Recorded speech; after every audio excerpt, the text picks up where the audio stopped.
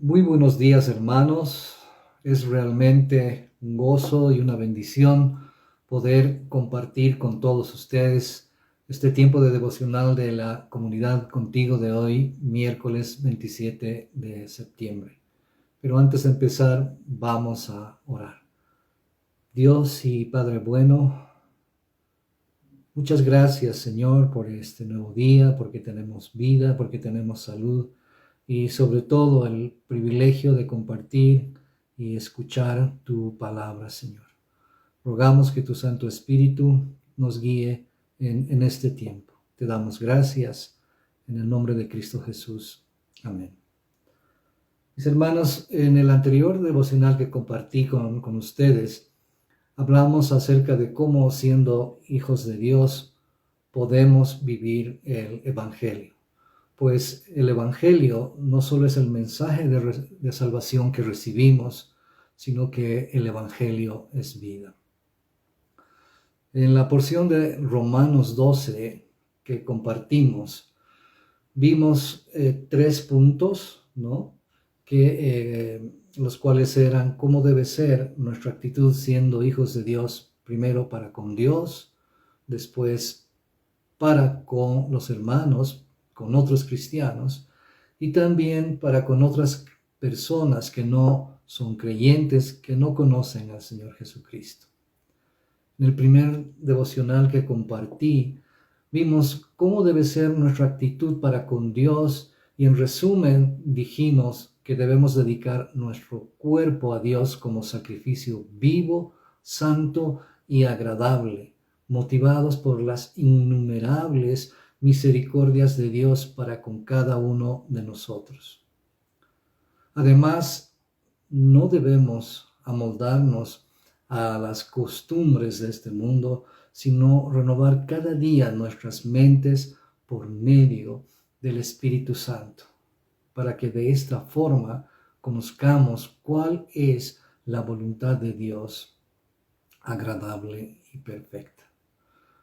Entonces, ahora vamos a ver cómo debe ser nuestra actitud con otros cristianos, para con nuestros hermanos en Cristo, y para ello vamos a leer la porción de Romanos 12 también, los versos 3 al 8, y la palabra dice así: Digo pues, por la gracia que me es dada a cada cual que está entre vosotros, que no tenga más alto concepto de sí que el que debe tener, sino que piense de sí con cordura, conforme a la medida de la fe que Dios repartió a cada uno.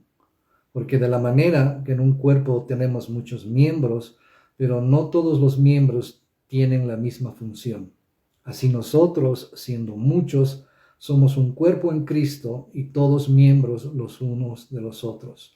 De manera que teniendo diferentes dones, según la gracia que nos es dada, si el de profecía, úsese conforme a la medida de la fe, o si de servicio, en servir, o el que enseña en la enseñanza, el que exhorta en la exhortación, el que reparte con liberalidad, el que preside con solicitud, el que hace misericordia con alegría.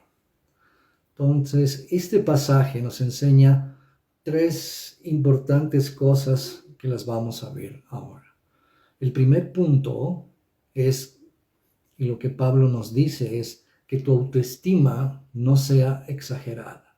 En el versículo 3, Pablo empieza diciendo algo que probablemente él ya ha observado en la iglesia en Roma, porque también lo ha hecho en la iglesia de Corinto, y eso lo podemos ver en 1 Corintios 12, ¿no? Que habla sobre el mismo tema. Entonces, veamos cómo Pablo empieza diciendo: digo pues, por la gracia que me es dada. Entonces aquí está apelando a su autoridad, pero él reconoce que esa autoridad que le ha sido dada para predicar el Evangelio proviene de Dios. Dios se la ha regalado y está mostrando su actitud de autoridad con humildad. Entonces, parafraseando lo que Pablo dice, continúa diciendo: y me dirijo a todos ustedes sin excepción y les digo que no se sobreestimen más allá de lo que verdaderamente son. Deben conocerse bien tal como el Señor los conoce. En concreto, lo que Dios a través de Pablo está diciendo a la iglesia en Roma, pero también ahora nos dice a nosotros es: no pienses que eres el único que lo sabe todo o lo tiene todo. Debes considerar que hay otros hermanos a quienes también les he dado conocimiento, habilidades y dones. Ahora, no nos ocurre esto que consciente o inconscientemente creemos que somos mejores que otros. Creemos que somos mejores porque de pronto conocemos un poco más de la palabra de Dios. O tal vez nos consideramos superiores a otras iglesias porque somos miembros de la iglesia de la comunidad, una iglesia centrada en la palabra, en la sana doctrina. Pero quiero decirles que esto no es así. Por eso Dios nos dice que cada uno debemos medirnos no con nuestra propia medida, sino con la medida que Dios nos ha dado, la medida de la fe.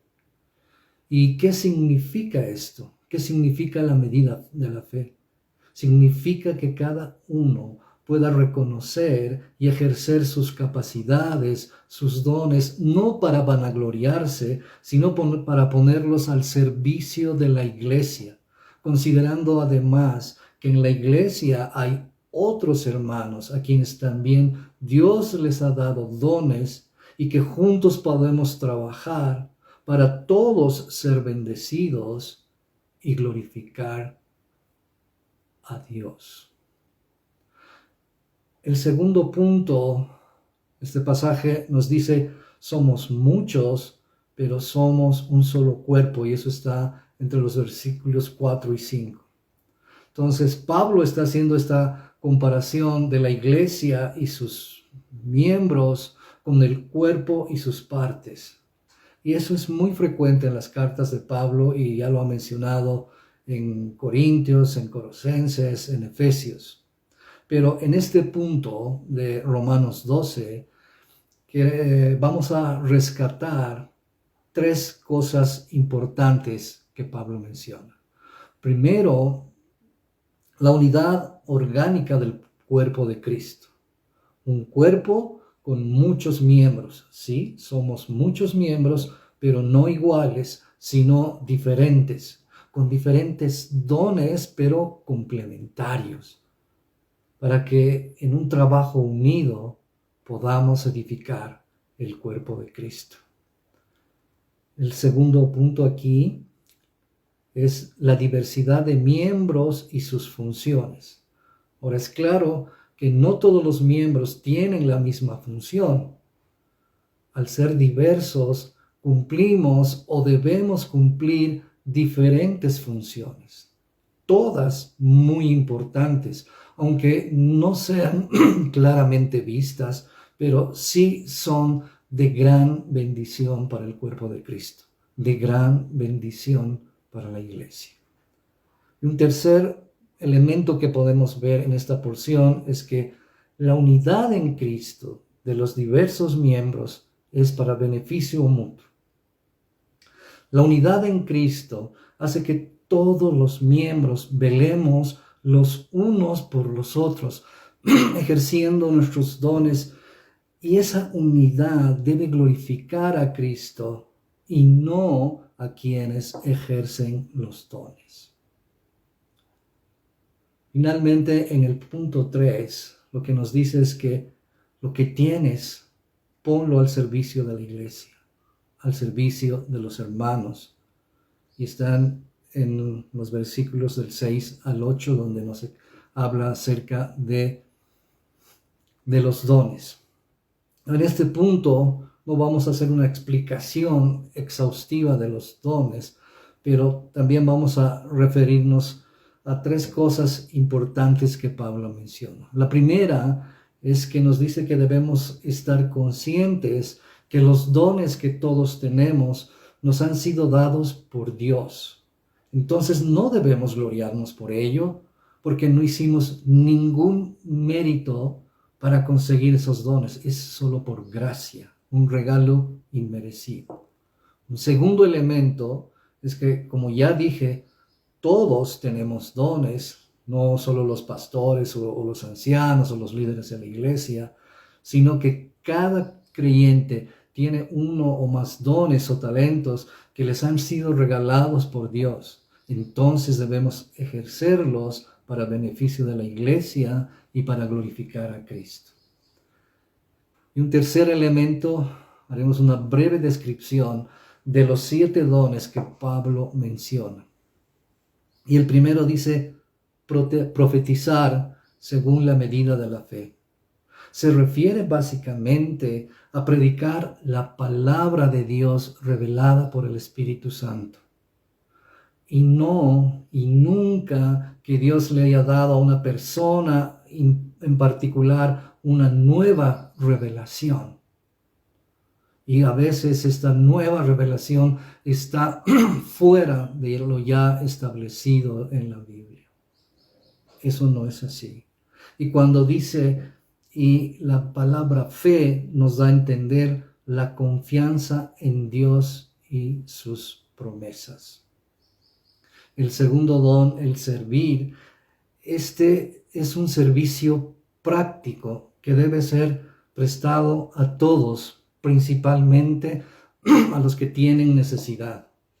Ayudar a todos los hermanos en sus necesidades. El cuarto, exhortar. Puede entenderse por animar. Ahora no solo se refiere a enseñar y a vivir la palabra, sino también demostrar cómo se debe vivir esta palabra, la palabra de Dios. El quinto que dice repartir, se refiere a contribuir a las necesidades de otros y se lo debe hacer sin esperar recompensa alguna. El sexto don, presidir o ejercer liderazgo. Se debe liderar con diligencia en el sentido de servir a la iglesia con diligencia.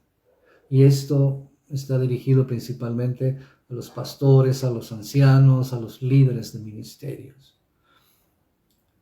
También hacer o demostrar misericordia.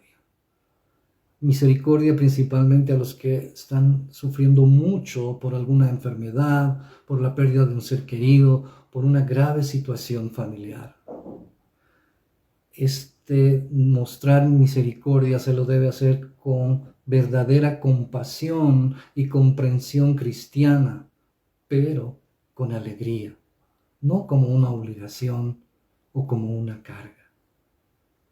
Entonces, cuando entendemos claramente que no somos los únicos que lo sabemos todo, cuando entendemos que somos parte de un cuerpo y lo servimos a través de los dones y talentos que Dios nos ha regalado, estamos viviendo el Evangelio. Y esta es otra de las formas de vivir cada día el Evangelio. Vamos a orar. Padre bendito, gracias te damos porque tú nos enseñas cómo servirte, cómo amarte, cómo servir tu iglesia, cómo vivir el Evangelio.